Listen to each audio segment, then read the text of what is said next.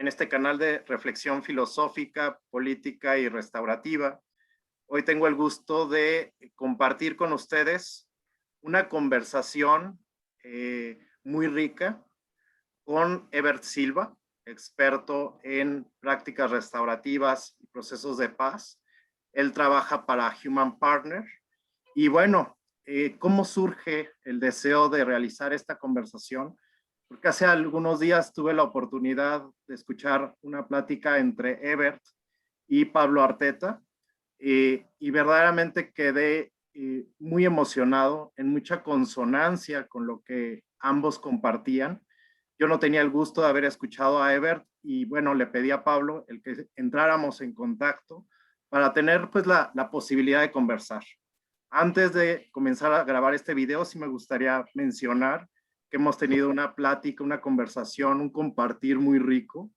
Qué lástima que no estaba como encendida la grabación para compartir mucho de lo que empezamos aquí a compartir. Pero bueno, en ese deseo de llevarlo pues a todos los que se dan la oportunidad de participar de este espacio de reflexión, de que vayamos haciendo una comunidad de saberes, pues continuamos esta plática con Ebert. Primero, pues bienvenido, muchísimas gracias por darte este tiempo de platicar, de conversar, de compartir, de ir haciendo comunidad. Yo, como te comentaba, quedaba muy emocionado de esta plática con Pablo, donde pues me gustaría partir de algo. Tú nos invitabas en aquella plática y ahorita que iba yo conversando contigo, pues miraba yo como este deseo, este impulso de reconocer cómo nuestros procesos de paz, los mecanismos alternativos de solución de conflictos, las prácticas restaurativas, podemos darnos la oportunidad de mirarlas más allá de ser un espacio para la resolución de un conflicto. Tú en aquella plática ya nos mencionabas, tenemos la posibilidad de mirarlos también como espacios de construcción de espacios, como una oportunidad de revisar, de replantear, de reformular nuestras formas y maneras de convivir, de comunicarnos. Y bueno, con ese anhelo, con esa invitación que tú nos hacías en el video de Pablo, me gustaría comenzar. Y bueno, en esta línea de la conversación que ya veníamos teniendo antes de comenzar a grabar. Pues muchas gracias, Ebert. Oh, Michelle, yo estoy muy agradecido de este espacio. Para mí es altamente privilegiado participar en estos escenarios en los cuales puedo seguir creciendo, escuchándote también y sin duda tejiendo estas ideas juntos que creo que más que lucubraciones individuales es el resultado de muchos encuentros con muchas personas con las que vamos reflexionando nuestro hacer, vamos reflexionando también los retos que nos va poniendo la realidad que vivimos, ¿cierto? A nivel global, en nuestro continente, en nuestros países. Y pues para mí es de mucha gratitud estar aquí invitado en este espacio que espero sea el seguir avanzando en construir estas ideas que sigan enriqueciéndonos y sobre todo llevando mejores prácticas y mejores posibilidades, oportunidades a las comunidades, personas con las que nos encontramos. Pues ahorita que estábamos platicando, justamente yo te decía, vamos a detenernos un poquito para platicar sobre algo que a mí me emocionó, me resonó mucho, que era esta reflexión de ir más allá de la noción de diálogo para empezar a concebir, a reflexionar esta noción de conversar. Y bueno, en función de como de este trabajo o esta comprensión que tú nos invitas a hacer entre diálogo y conversación, me gustaría que nos compartieras precisamente cómo van haciendo esta inquietud hacia esa búsqueda de diferenciar ambas ideas. Bueno, en realidad el concepto de conversar es quizá un concepto que está reuniendo muchas otras reflexiones más de fondo que son tomadas de nuestras prácticas de facilitación, tanto en mediación como en procesos de acompañamiento acompañamiento restaurativo. Y procesos de acompañamiento restaurativo no solamente a situaciones de daños que hablábamos hace un rato, ¿cierto? O a situaciones de conflicto, sino también a prácticas de convivencia, a buenas prácticas para fortalecer los vínculos, para poder fortalecer las relaciones. Ahora que tú hablabas de estos mecanismos alternativos de resolución de conflictos, recuerdo que como un buen compañero en algún momento pensamos, ¿por qué no también existen los mecanismos y por qué los necesitamos, ¿no? No existen los mecanismos alternativos de fortalecimiento de relaciones o de construcción de vínculos, porque las formas como construimos los vínculos culturalmente están muy cargados de violencias, están muy cargados de prácticas relacionales reducidas a las posibilidades humanas, en donde hay ciertas habilidades privilegiadas por encima de otras, como las habilidades racionales, por ejemplo, que están supremamente privilegiadas en nuestra cultura. Y lo hacíamos también desde nuestra práctica como educadores. Parte del equipo somos educadores de entornos escolares universitarios. Y veíamos cómo la escuela tiene una apuesta altísima por educar la racionalidad, en donde la mayor parte del tiempo de la escuela es la educación de la racionalidad, de los saberes, de entender el mundo desde las lógicas racionales, matemáticas, desde el pensamiento instrumental. Y notábamos que nuestras estudiantes salían con muchas capacidades racionales, sin duda que aprendían métodos, técnicas de argumentación, de retórica, de persuasión, y esto lo que los exponía era a que tenían bastante sobrevaloradas las capacidades para hacerse escuchar, las capacidades para poder tener una voz, las capacidades para poder expresarse, pero no tenían tan desarrolladas las capacidades para escuchar al otro, las capacidades para eh, acoger la representación del otro, capacidades para poder construir desde la visión del otro.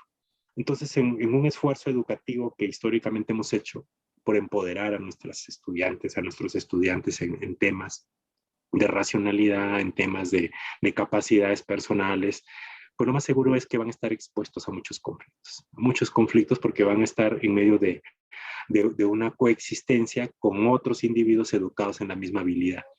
Entonces vamos a ser de cierta manera todos, no recuerdo quién lo planteaba, en una sociedad de ciegos, o sea, todos ciegos, ¿no? Porque todos tenemos una habilidad más desarrollada que la otra. Y entonces, pues eso nos va a traer muchos conflictos y creo que los está trayendo. Gran parte de los acompañamientos que solemos activar de daños se debe porque las personas no se sienten escuchadas, las personas no se sienten acogidas o porque hay alguien que está hablando más de lo que le corresponde, está imponiendo sus voluntades, está exigiendo que se haga lo que él quiere y eso nos está llevando, digamos, a tener que aprender muchos mecanismos de resolver esos conflictos o de poder superar o atender esos daños que suceden en las relaciones en donde todos los sujetos quieren ser escuchados. Y al ser todos escuchados están muy expuestos a tener violencias o a tener imposiciones o abusos de poderes, digamos. Y en esa medida entonces sentíamos que la palabra diálogo estaba muy asociada a estas habilidades, a las habilidades argumentativas, muy asociadas a las habilidades discursivas. Y de hecho, la palabra diálogo todavía nos representa, haciéndonos sentir que es una transmisión de ideas entre las personas, ¿cierto? En donde lo que prima es la capacidad de plantear ideas. Entonces, obviamente ahí se activan las habilidades argumentativas, discursivas, retóricas. Y quizá hay una forma de poder dialogar mejor, sin duda que lo hay, en donde podamos estar escuchando al otro, pero para poder escuchar al otro hay que ir más al fondo, ¿cierto? No solamente oír sus ideas, sino escuchar todo, escuchar su latido, escuchar su presencia, y el escuchar sentimos que, o lo asociamos más bien, es un concepto que queremos llevarlo más al fondo. No solamente limitarnos a hacer un ejercicio de compartirnos las ideas, sino ir más al fondo y poder escuchar nos debería estar representando, sentir al otro en todas las dimensiones que nos sean posibles. Y de eso carecemos de prácticas en la sociedad. De eso no tenemos suficientes prácticas, la escuela no nos educa lo suficiente para poder implementar estas otras habilidades o este tipo de capacidades que los seres humanos, de hecho, ni siquiera las tenemos que aprender, las tenemos innatas en nosotros, tenemos que activarlas. Y en esa medida sentimos que la escuela particularmente tiene una responsabilidad grandísima para que no solamente nos enseñe a generar diálogo con las personas, sino también a generar conversaciones con las personas. Y ahí entonces nos metemos con el concepto de conversación, en donde entendemos que la conversación es mucho más profunda que un diálogo. La conversación implica tener otro tipo de percepciones, otro tipo de experiencias que no se limitan solamente a la transmisión de ideas, que requieren poder tener una conexión más profunda con las personas. Entonces, para poder explicar mejor esto, usamos una metáfora, la del baile. Es una metáfora que nos ha servido mucho para que nos puedan entender qué queremos decir con esto de conversar, ¿cierto? Eh, bueno, conversar quiere decir movernos juntos. Digamos que ya de en sí la palabra no nos vicia la percepción de solamente ideas, nos habla más bien de un movimiento, ¿sí? De todo índole y de todo tipo de movimiento de ideas, movimiento de emociones, movimiento de afección, de todo tipo de movimientos. Y conversar como moverse juntos, como bien lo decía, lo expresamos a través de una metáfora y es la metáfora del baile. Cuando bailamos con el otro, si hacemos el ejercicio de bailar desde una idea, lo más seguro es que nos vamos a ver muy mal bailando, muy robot, ¿cierto? Sin embargo, es necesaria. Es decir, ¿cuántos no hemos aprendido a bailar a partir de contabilidades, a partir de ideas, ¿no? Como me tengo que mover acá, la coreografía es por aquí, y eso es una idea, sin duda. Pero llega un punto del baile que cuando se vuelve más profundo y es interiorizado más, entonces ya no solamente opera la idea, opera también el escenario, opera el ambiente, opera la música y muchos otros factores comienzan a entrar en el baile para que este se vaya volviendo cada vez más profundo y significativo. Entonces construimos una práctica o una experiencia que nos implica no solamente quedarnos con la idea, sino también aprender a incorporar más elementos. Y en ese sentido, si vamos un poco más allá de la metáfora, podemos pensar que cuando sacamos a alguien a bailar con nosotros, cuando buscamos una pareja para bailar, además que a pesar que los tiempos de ahora nos han expuesto a tener bailes individuales, siento que los bailes más profundos son aquellos que los hacemos en pareja o en grupo, que individualmente o que solitariamente. Y cuando buscamos una pareja para bailar, lo primero que hacemos es querer imponerle nuestra forma de bailar, es decir, nuestra idea racional de cómo bailo. Entonces, la forma de cómo muevo los pies, de cómo hago mi coreografía, se lo quiero imponer. Y luego ahí comenzamos a sentir tensiones que además están compartidas porque el otro está en el mismo ejercicio, está en el ejercicio del diálogo, ¿cierto? De querer imponerme su coreografía, sus pasos. Y cuando menos nos damos cuenta, con el trajinar o con el pasar de los segundos de la canción, empezamos a encontrar un paso común, pero el paso común es el resultado de otras incorporaciones que nos vemos casi de manera natural exigidos a incluir en el baile y comenzamos a incluir otro tipo de prácticas que luego nos va llevando a movernos de una manera que cuando menos nos damos cuenta ya mi coreografía no se está ejecutando y mucho menos la coreografía del otro, sino que ambos estamos construyendo una coreografía común, resultado de nuestras capacidades, de nuestras fuerzas. Y comenzamos a movernos, comenzamos a tener un movimiento que disfrutamos además, ¿cierto? Pero lo interesante es que lo disfrutamos sin que sea mi movimiento, sino es el movimiento de los dos. Y eso, digamos, ya nos da una práctica en donde comenzamos a generar una coreografía, ¿cierto? Que ni siquiera está prescrita ni está planeada, va surgiendo del baile. Empezamos a tener movimientos, pero ya no le estoy imponiendo nada, ni tampoco siento que el otro me está imponiendo, sino que los dos estamos construyendo un movimiento juntos. Es decir, estamos conversando, nos estamos moviendo juntos. Y llega un punto que es tan profundo a veces en el baile que genera unas confianzas que nos da pie para que aquello que es tan importante para los seres humanos como nuestro punto de equilibrio, equilibrarnos, se lo deposito al otro. Entonces, para poder hacer algún tipo de movimiento, algún tipo de vuelta, necesito que mi equilibrio dependa del otro. Entonces generamos prácticas en donde inclusive cedo mi equilibrio, es decir, algo tan importante de mi seguridad le cedo al otro para que lo cuide y el otro lo va a cuidar y hace todo el esfuerzo para que la vuelta resulte muy bien, ¿cierto? Y el otro me sostiene para que yo doy vueltas y disfrute más. Entonces fíjense cómo inclusive hacemos movimientos para que el otro disfrute, no para que yo disfrute. Hasta perdemos esa noción de individualidad y de ego y más bien buscamos que el otro también disfrute el baile, ¿cierto? Y esto es el resultado de muchas combinaciones que hay que hacer, como les decía, el entorno, la música, la pareja, inclusive los aprendizajes previos de bailes que ya tengo me van a servir para poder hacer este ejercicio. Entonces sentimos que en estas prácticas que tenemos de construir vínculos, de construir relaciones, sí tenemos que hacer un gran esfuerzo porque las relaciones no se construyan desde los diálogos, sino se construyan, además de los diálogos, desde otros componentes más que tienen que ver con el entendimiento profundo de la persona del otro, desde sus emociones, desde sus trascendencias, sus simbologías, desde sus historias, desde sus narrativas, que inclusive no son nada racionales, ¿cierto? Desde todos esos componentes culturales, ancestrales, biológicos y todo lo que podamos incluir, es lo que nos va a permitir precisamente no quedarnos en una sola relación de ideas, sino pasar a una relación más profunda de seres humanos que comparten muchas realidades y son capaces de interactuar y generar un movimiento juntos.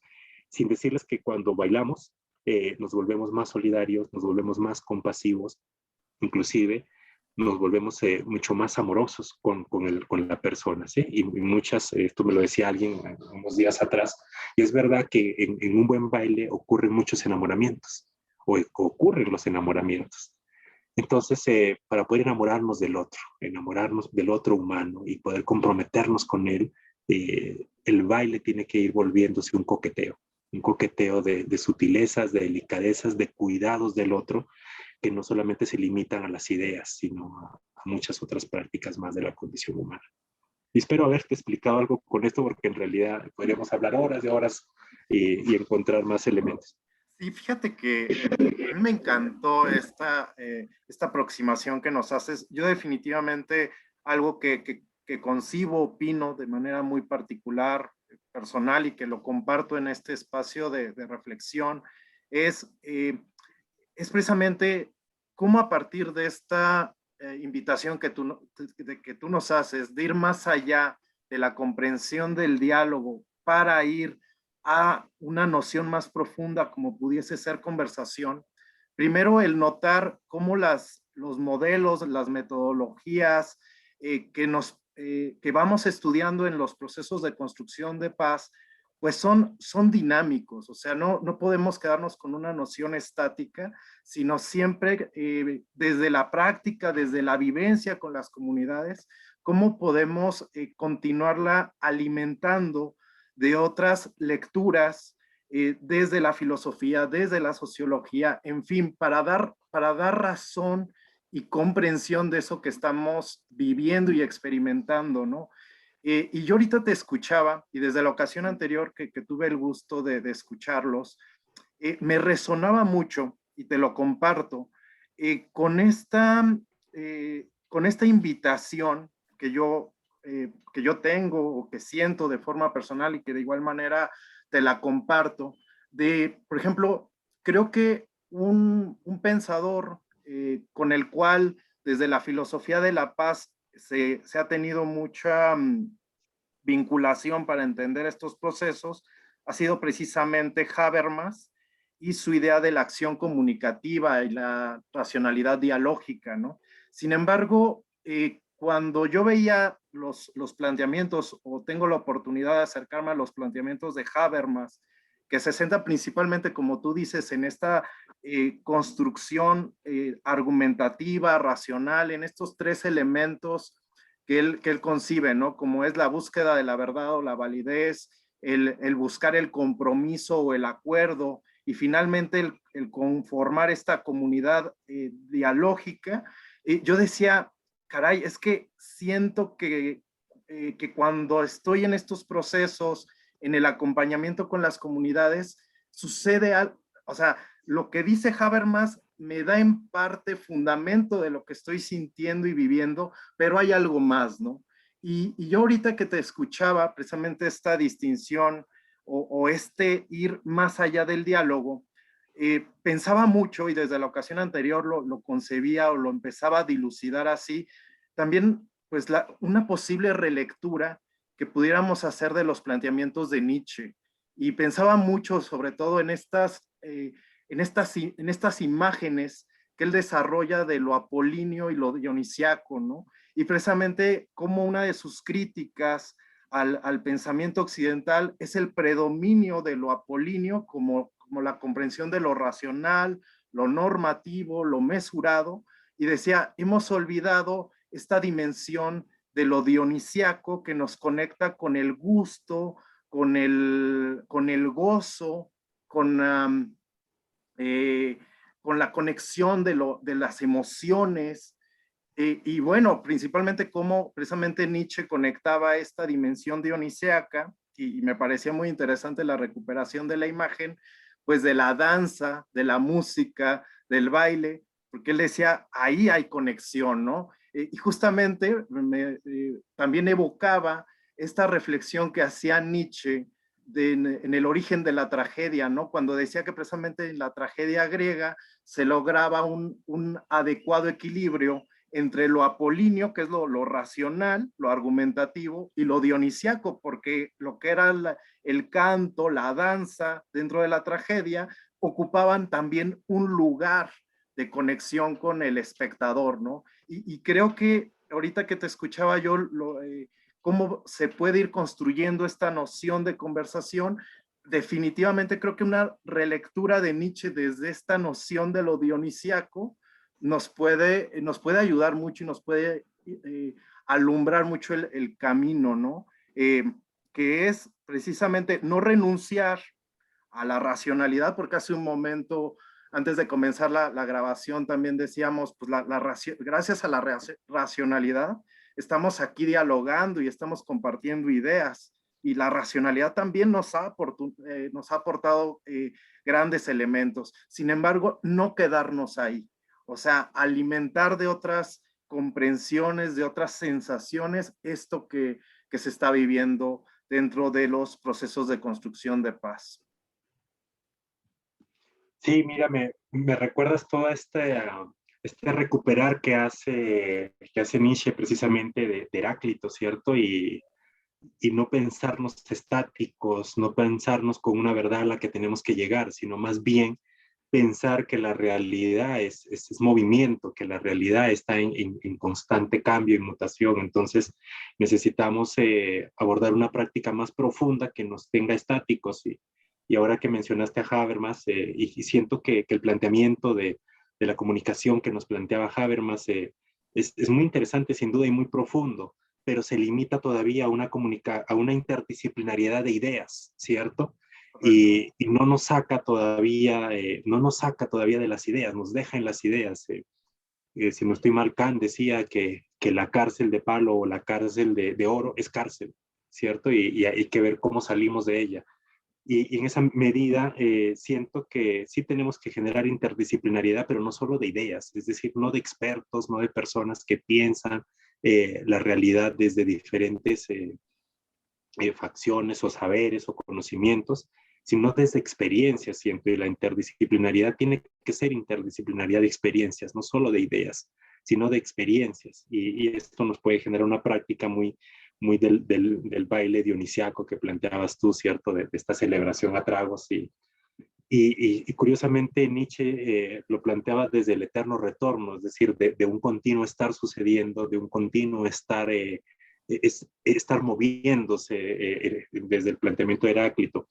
Y qué interesante cuando también, ahorita me haces recordar, no lo había tenido muy presente, fíjate, y ahora lo recuerdo, la idea de la visión cíclica, ¿cierto? Que nos plantea Nietzsche, ya nos pone en la experiencia de los círculos, pero no la idea, siento yo, gráfica del círculo, ¿cierto? Que inclusive puede volverse espiral también si es gráfica, sino más bien, y esto lo dice Leirac, ahorita alguna conexión con Leirac que nos habla el círculo como una posibilidad de la paz, en la medida que el círculo no solamente es un grafo, sino que también es un contenedor. El círculo es un contenedor, o sea, ver el círculo como si fuera un plato, ¿cierto? Un plato circular, que es capaz de contener las cosas, que es capaz de sostener las cosas.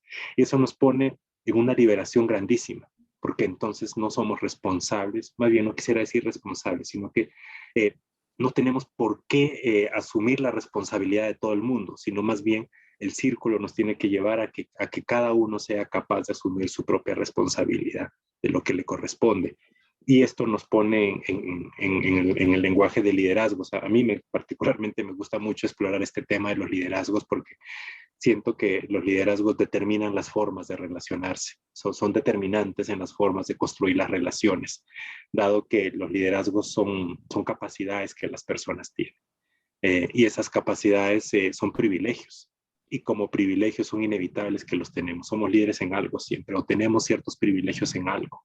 Eh, en estos días recuerdo mucho un trabajo que hacíamos sobre privilegios con una comunidad, y una de ellas decía, yo crecí en un barrio muy pobre y me sentí excluida todo el tiempo, me sentí excluida. Además soy mujer y me he sentido excluida todo el tiempo.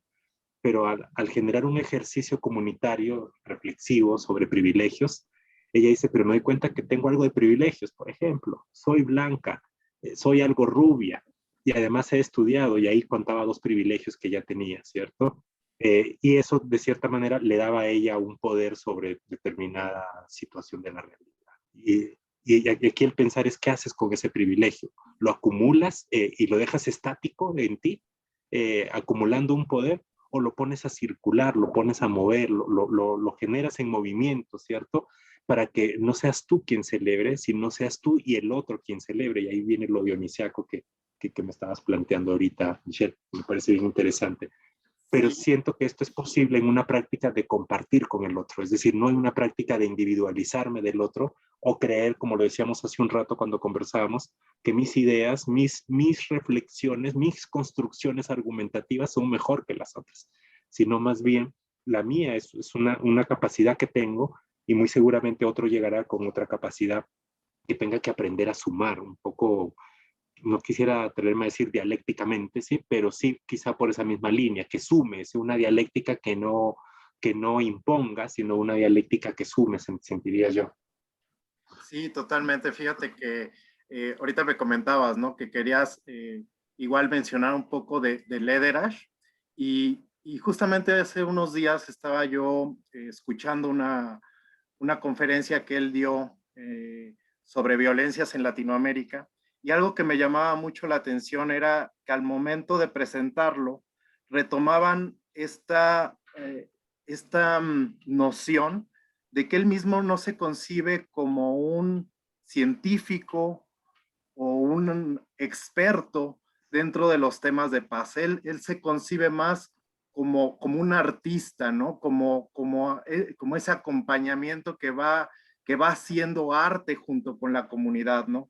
Y entonces creo que ahí también hay una invitación pues muy profunda como a recuperar esta dimensión artística de lo que es el acompañar a la comunidad en el redescubrimiento, en el fortalecimiento que tú nos comentabas, nos compartías, de estas capacidades, de estas sí, habilidades de irnos reconectando, de ir volviendo a estar juntos, ¿no? Y creo que ahí, a propósito de las relecturas que yo como que invito, propongo, también me venía de pronto ahorita escuchándonos esta propuesta de noción política de Hannah Arendt, ¿no? Cuando ella precisamente invita a una reformulación de la noción de política desde las conferencias de la filosofía política de Kant, y ella se traslada, digamos, a la crítica del juicio, y dice que la política se debe de empezar a reformular o a concebir desde la noción de la estética kantiana, ¿no? Y en esta estética donde precisamente los sujetos, reconociéndose como diversos, como plurales, se reúnen para tejer juntos, para compartir impresiones sobre algo en común y que este compartir impresiones es más similar en política pues al compartir de la obra de arte, ¿no? Porque en el momento en el que tú compartes la obra de arte, tu perspectiva estética con los otros, pues construyes empatía, construyes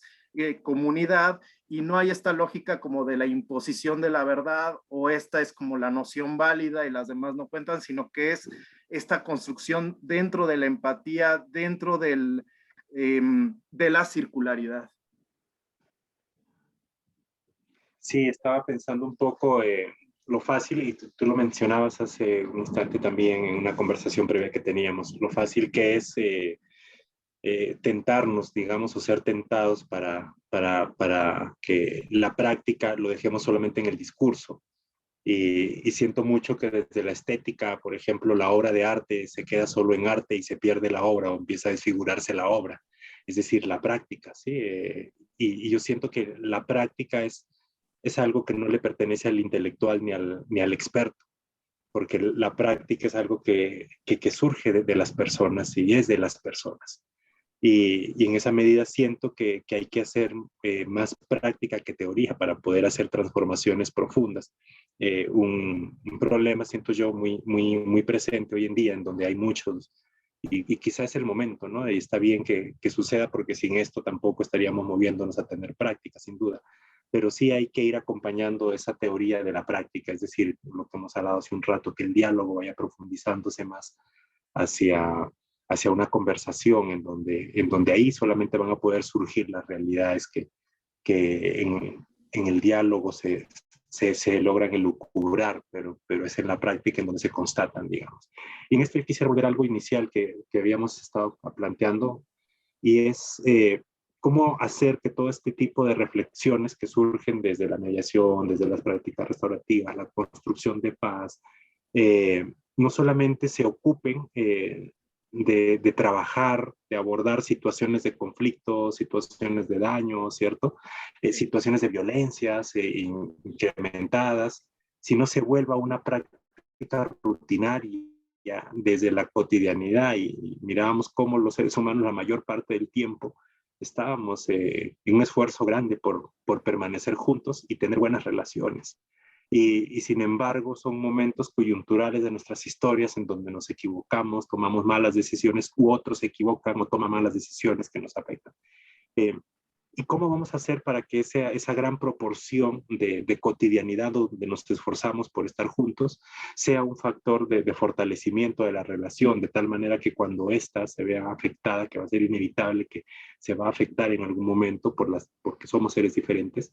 ¿Cómo vamos a hacer para que estemos fuertes en ese momento, ¿cierto? Y no tengamos necesariamente que activar mecanismos alternativos de resolución de conflictos, sino más bien esa práctica esté integrada en la comunidad, esa práctica esté asimilada por las personas y sea la manera como resuelven sus diferencias, como resuelven sus divergencias, inclusive sean las formas como resuelven las afecciones o los daños que por estos privilegios que cargamos nos hacemos inevitablemente, y estamos expuestos a tener que estar haciéndonos un poco, decir cómo hacemos para que estos privilegios que tenemos, estas diferencias que tenemos, nos permitan estar juntos a pesar de, o nos ayuden a superar los dolores, los sufrimientos, y generar una transformación más profunda y genuina, ¿sí? Yo siento que hay mucho por seguir tejiendo de esto, y tú mencionabas hace un rato el concepto de tejido que nos invitaba Habermas, ¿cierto?, a ir tejiéndolo. Yo siento que hay que seguir en esa línea, es gracias a estas reflexiones que genera Habermas y la escuela de Frankfurt, ¿cierto?, de ser críticos frente a la racionalidad, pero pues ser críticos a la racionalidad siento yo que nos debe implicar también ir a la praxis, ir a la experiencia, y la experiencia está en las personas, no está en el experto. Totalmente, fíjate que justamente recuperando lo que compartíamos hace un momento antes de comenzar a grabar, que decíamos, ¿no? Cómo de pronto podemos estarnos enfocando mucho en la cuestión, por ejemplo, de los círculos de resolución de conflictos, pero perder de vista la riqueza y las posibilidades de los círculos de celebración y ese espacio donde precisamente pues las personas se encuentran y se recrean y se van como conformando en esa lógica de circularidad. Eh, Ahorita escuchándote y en este compartir tan rico, por ejemplo, recordaba justamente una experiencia de ayer que tuve y que te la comparto con quienes nos están escuchando. Tuve la oportunidad de participar ayer en un círculo de paz donde se incorporan lo que son pues, las danzas, este modelo estas compañeras que lo están impulsando aquí en Jalisco dicen que es el modelo de las danzas circulares. Y fue muy rico, ¿no? Porque finalmente fue este espacio de encuentro donde a partir del movimiento, del ritmo, pues fuimos como encontrándonos y conociéndonos en ese pequeño espacio de mucho gozo que tuvimos ayer. Y pasaba algo muy interesante y lo voy tejiendo un poco con lo que ahorita compartíamos. Mientras estábamos en este espacio de compartir desde la danza, desde el movimiento, desde el irnos acoplando. Ayer, por ejemplo, acá en Guadalajara y en gran parte del país fue día de elecciones. Entonces ayer mucha gente pues se dedicó a ir a las urnas, pues nos dedicamos pues parte del día a ejercer ese derecho del voto. Y mientras estábamos en este círculo de danza circular en un parque aquí en Guadalajara, de pronto pasó una persona y nos dice, oigan, ¿qué están haciendo? Dejen de perder el tiempo, vayan a votar, ¿no? Y entonces este pequeño incidente que sucedió, a mí me hizo reflexionar mucho sobre todavía tanta tarea y tanta reflexión, como tú dices, en reflexionar y actuar en el caminar que nos queda, porque al menos yo concibo que los círculos de paz y desde estas diversas metodologías que se proponen, como la de ayer de la danza, son posibilidades realmente para reconfigurarnos en nuestra subjetividad, para reformular nuevas formas de ciudadanía. Y yo decía, falta aún mucho camino porque en algún momento ese momento que ayer tuvimos de esas danzas circulares, en las personas pueda estar la idea de que ese círculo que ayer pasó este señor y observó era un ejercicio también de creatividad política, porque de pronto podemos tener esta noción práctica de la política en la idea de que si vemos a una persona en las urnas para votar, decimos, está haciendo un acto cívico y político. Si vemos una persona marchar, incluso marchar muchas ocasiones desde un lenguaje violento, decimos, ahí hay un acto político, ahí hay un acto cívico, de ciudadanía. Pero si vemos a un grupo de personas en círculo bailar, compartir, reformularse en comunidad, en ese espacio, decimos, están haciendo otra cosa. ¿Quién sabe qué están haciendo? Pero incluso no están cumpliendo con su deber en este momento cívico y político. Y entonces yo me quedaba pensando precisamente la gran tarea de empezar a bajar a las bases, de ir al encuentro de las comunidades y, como decíamos hace un momento, no llegar con esta lógica de te vengo a mostrar lo que sí es o lo que es valioso, sino primero como en esa lógica de aprender también, bueno, no aprender también, sino aprender junto con ellos y reformular estas nociones mismas de ciudadanía, de construcción política, en fin, creo que muchísimo lo que se puede decir. Sí, fíjate que me hace recordar esta palabra de están perdiendo el tiempo, es muy frecuente en este tipo de prácticas que abogan por construir el vínculo, fortalecer el vínculo. Yo siento que una gran parte de las capacidades humanas van emergiendo de manera individual, por sentido de preservación del individuo, digamos, y es necesario que tengamos capacidades para poder preservarnos. Y nos van surgiendo conforme vamos creciendo o la historia nos va poniendo retos. Pero una buena parte más de estas capacidades no surgen de manera individual, surgen de manera colectiva, de manera grupal. Casi que hay cantidad de cosas que solos nunca pudiéramos hacerlo, solo juntos podemos hacerlo. Yo agradecí al inicio estos espacios porque te aseguro que solo no se me ocurren pensar cosas así. Esto ha sido el tejido de conversaciones con otros y quedamos como sorprendidos de caray, esto solo nunca se me habría ocurrido, ¿sí? Así como sucede que solo nunca habría hecho esto, pero al lado del grupo lo hago, ¿sí? Y es porque el grupo nos activa otra serie de capacidades que solamente son de tipo colectivas. Entonces, si así nomás como sociedad somos altamente productivos en muchas cosas de nuestras vidas, siendo tan individualistas como hemos sido educados en un entorno en donde la mayor parte de nuestras capacidades son de construcción individual. Ahora imaginémonos cómo seríamos de más lúcidos, más profundos, más creativos para poder interpretar, leer, resolver los retos que nos pone la vida, si tuviéramos más prácticas colectivas, más prácticas de relacionarnos. Y esto va en resonancia con la rueda de la vida, que es uno de los conceptos que fundamenta la práctica de los círculos, ¿cierto? Que busca que sea una construcción armónica de la realidad, una construcción armónica que además es continuamente tomada de la relación de los antiguos indios de Canadá, del norte de los Estados Unidos, en donde ellos contemplan, digamos, que la naturaleza tiene un ciclo y es cíclica, constantemente está volviendo sobre lo mismo, pero vuelve diferente, ¿cierto? Y cada vez que vuelve trae vida diferente. Entonces ellos también asimilan que así debe ser las relaciones humanas, tienen que ser cíclicas, es decir, estar continuamente yendo y viniendo. Y en esa medida, lo que se plantea desde la rueda de la medicina es que así como este ir y venir del clima, del ambiente que sucede para estos nativos, que además es fijo, ¿no? Que todos los años sabrán que vendrá una primavera, entonces todos los años sabemos que vendrá una primavera. Que así también sea esta forma de construir unas relaciones. Ellos también plantean 4 formas, así como existen 4 estaciones, ellos plantean 4 elementos que están presentes en el vínculo, en la relación humana. Uno de estos elementos es el conocernos, el otro el reconocernos, el otro el de abordar dificultades, problemas, retos, y el otro el de encontrar soluciones alternativas para poder salir de esos retos. Y que eso tiene que estar en un continuo volver. La sociedad nuestra, la sociedad occidental, está muy habituada solamente a 2 de esas 4 prácticas o elementos de la relación del vínculo, ¿sí?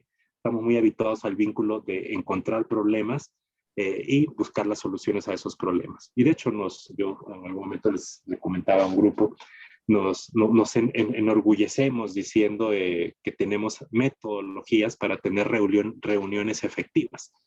Reuniones en donde en 10 minutos podamos encontrar el problema y podamos ir a la solución, ¿cierto?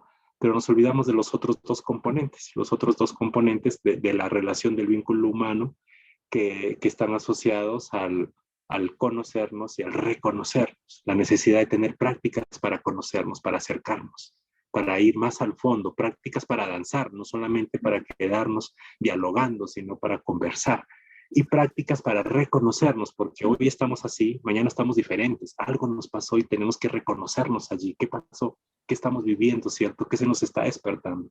En esto de que somos totalmente cambiantes, y el cambio es nuestra única realidad. Y sin embargo, estas 2 prácticas de conocernos y reconocernos son prácticas que son tomadas como pérdidas de tiempo. Y a mí me pasa en mis ejercicios de círculos, más de una vez me dicen, pero ¿por qué estamos haciendo esto? Porque los círculos tienen todo un componente de conocernos, de reconocernos, la ronda de chequeo, vamos a construir valores, acuerdos comunes antes de entrar a la conversación. Cuando nos damos cuenta, la conversación es un 50 y a veces menos de tiempo de lo que nos ha convocado el espacio de reunión. Sí, solemos hacer círculos nosotros virtuales, donde convocamos gente de Latinoamérica que quiera llegar a conversar de varias temáticas, y nos duran 2 horas aproximadamente. De esas 2 horas, como casi 1 hora y a veces un poco más, es haciendo las prácticas de conocernos y reconocernos, para luego entrar a las prácticas del tema de conversación. Y eso es algo que nos toca habituarnos muchísimo, porque no está bien visto primero, como te sucedió en tu experiencia, Micha, donde la gente siente que estar haciendo eso es perder el tiempo, que hay cosas más productivas, ¿cierto? Que lo importante es entrar al diálogo, lo importante es entrar a las ideas, lo importante es entrar a la discusión, lo importante es encontrar la solución racional de qué vamos a hacer, ¿sí? Y se nos olvida que también lo importante para un ser humano es relacionarse con el otro y entenderlo en profundidad. Que me dejen relacionarme con el otro y que me entiendan en profundidad también. Y esto quizá un buen ejemplo que podría utilizar es que más de una vez seguramente cuando estábamos no había pandemia todavía, lo seguro era que habían días en que nos íbamos a tomar un café con un amigo, ¿sí? Y eran días en que teníamos mucho trabajo que hacer. Y sin embargo aparecía el amigo y nos íbamos a tomar un café con él. Y cuando entramos en esa atmósfera de tomar el café, pues, es decir, toda esa carga laboral que teníamos se nos iba, se nos desaparecía. Y es más, en esa conversación generábamos una práctica muy profunda de humanización, nos sentíamos realizados como humanos. Y podría ser 1 hora, 2 horas tomándose un café o una cerveza, lo que quisiéramos estar compartiendo, y lo hacíamos intuitivamente en círculo, es decir, nos sentamos en círculo y era escuchando al amigo y el otro escuchándome lo que hablo y nos van surgiendo ideas de la vida, compartiéndonos la vida, reconociéndonos. Y cuando acababa el tiempo, que estuvimos juntos, no solamente habíamos perdido tiempo, habíamos perdido recursos también porque nos tocó pagar el café, etcétera. No pudimos adelantar el trabajo, pero sin embargo regresamos a donde estábamos trabajando o regresamos a tomar nuestro trabajo mucho más fortalecidos como humanos, inclusive a veces con más creatividad para poder entender lo que estamos haciendo y más lucidez para poder encontrar una solución a lo que estábamos resolviendo. Entonces, fíjate cómo el relacionarnos sí tiene una capacidad de activar capacidades, de activar habilidades en nosotros. Y estas solamente se hacen en la práctica de la relación con el otro. Entonces, de ahí lo importante de generar vínculos y relaciones y perder el tiempo juntos y ver esto como una oportunidad de que vamos a ser mucho más lúcidos y mucho más creativos si estamos en buenas relaciones. Cuando no estamos en buenas relaciones o cuando no tenemos relaciones que sean inspiradoras, que sean seguras, que sean totalmente contenedoras de nuestro ser, lo más seguro es que no solamente nuestras capacidades están limitadas, sino que también se inhiben y en el peor de los casos, cuando las relaciones no están bien, nuestras capacidades humanas son utilizadas para sabotear el vínculo, para sabotear la relación. Y esto se debe muchísimo a que no está el entorno relacional fortalecido. Entonces, lo importante es tener entornos relacionales fuertes. Sí, ahí se trabó un poquito, ¿me escuchas? Ah, sí, sí, totalmente. Fíjate que conecto mucho con esto que me compartes. Pues como decíamos hace un momento, creo que podríamos estarnos aquí muchísimo tiempo. Sin embargo, bueno, a lo mejor yo lo que ahorita escuchándote, la invitación que siento personal, interna, es pues pedirte, invitarte pues a que este sea el primero de muchos conversatorios que podamos tener para como a lo mejor perder el tiempo, pero perder el tiempo en esta lógica que decíamos ahorita del compartir, del conocernos, del que posiblemente esta pequeña conversación pueda trascender a algunas personas que ahorita nos están escuchando y que también conecte con lo que ellos están viviendo y experimentando, pues en este camino de construcción de paz. Y creo que también algo que es muy valioso de recuperar de estas prácticas y que yo ahorita lo confirmo contigo es la invitación a que más que el generar, como tú decías, encuentros entre expertos, sea como esa invitación a conversar entre amigos y amigos que se encuentran en este caminar de ir haciendo comunidad, ¿no? O sea, y haciendo comunidad, recuperando y como dice Kay Pranis, como desempolvando esas capacidades que tenemos, pues de ser comunitarios y de ir al encuentro con los otros y de revisar pues nuestros modos de convivencia, nuestros esquemas y y pensar siempre desde las posibilidades, ¿no? Hace un momento, un poquito para cerrar, tú me decías, hay que ir más allá incluso de la horizontalidad, porque en la horizontalidad, pues todavía nos situamos en los extremos.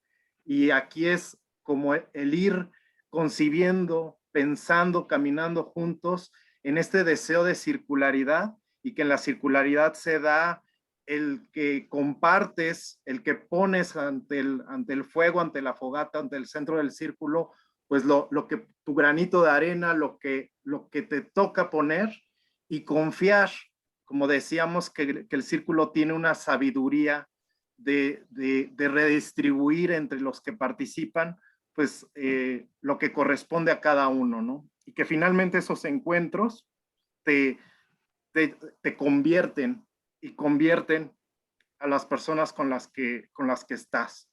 Pues Ever, pues muchísimas gracias. Yo en lo personal, pues me voy muy enriquecido, contento, esperanzado de esta conversación contigo, te digo, con el deseo de que no sea la última, sino la primera de muchas en este deseo de amigar junto contigo y otros amigos en este caminar de construcción de la paz. Y en esta lógica de circularidad, no tanto de encuentro de expertos, como decías, en esto que nos invitan los círculos, preguntarte, ¿tú cómo te vas de este espacio de conversación que tuvimos, de este encuentro? No, sin duda me voy muy enriquecido y sobre todo con una emoción profunda de saber que estas ideas que voy recogiendo de las comunidades, que las comunidades, las personas con las que interactuamos nos van generando y nos van también compartiendo, digamos, no solamente ocurren en uno, ¿sí? Sino que también ocurren en ti y en otros tantos. Y esto es la muestra de que siento que el universo está repartiendo energía para que como seres humanos podamos ser mejores y pues somos muy privilegiados de que seamos parte de estas reflexiones, digamos, y lo mejor es que sigamos pensando en cómo lo seguimos activando y conversando con otros. Pues, Ever, muchísimas gracias. En verdad me voy con mucha esperanza de este espacio. Y bueno, pues compartiéndote que son varios compañeros, amigos que se van sumando a este espacio de reflexión, pero no una reflexión, como tú bien decías, como abstracta, desde el escritorio académico, sino con el deseo de que esto se vea reflejado en nuestra forma de acompañar a las comunidades y de hacernos uno junto con ellos, ¿no? Uno más entre ellos. Pues muchísimas gracias. Gracias a quienes se acercan a este espacio de reflexión filosófica, política y restaurativa. Pues invitarlos a que si les gustó este espacio de amistad, de conversación, pues le den like. Igual invitarlos a suscribirse al canal para continuar en este caminar juntos. Y bueno, soy Michel Ramírez Maldonado, facilitador de mecanismos alternativos de solución de conflictos y prácticas restaurativas en el ámbito privado y público. Pues muchísimas gracias.